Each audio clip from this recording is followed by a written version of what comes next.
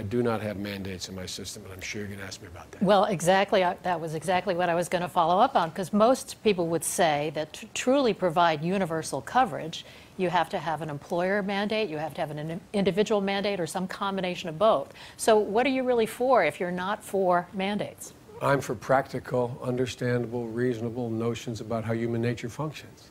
The reason why I lead with catastrophic as opposed to the others, that's the thing that's going to keep all the employers in. And if they want to get a piece of that action, guaranteeing that any bill above $50,000, look, you're a small business, you have 20 employees, you have me in your system, and I ring up bills of close to $1 million with 2 cranial aneurysms and an embolism and 7 months of care, et cetera.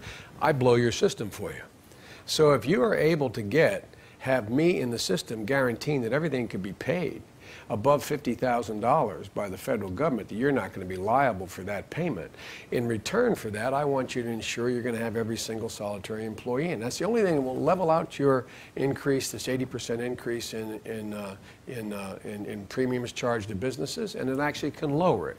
So that's the incentive to keep them in. And I do not believe that it is instinct of American people that given affordable access to health care, they're going to deny it. I don't know where these guys think. What do you think? People don't want this insurance? You think they're not going to help? They're not going to insure their children if it's available? Now, if it turns out I'm wrong and it becomes a problem, and I don't believe it is, then I would adjust it. But I don't think you have to start there. And one word Americans don't like: mandate. They don't like the word mandate. I don't want to make this hard.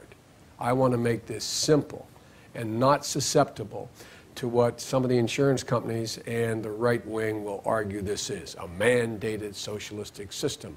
I don't want Harry and Louise eating me alive. Remember Harry and Louise?